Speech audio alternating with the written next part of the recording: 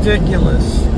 How long have they been on this stretch of 405 and Renton? I mean, how long have they been on this? Like, how much of our money is going to the people that plan this and are milking it out for the work because it pays so good at night? And it's every single night. Lane closures, off-ramps, on-ramps, and yet, with all the flashing lights, there's nobody around. Nobody.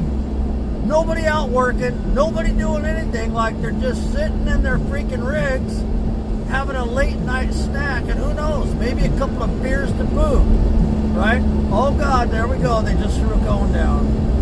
Anyways, God, this is irritating.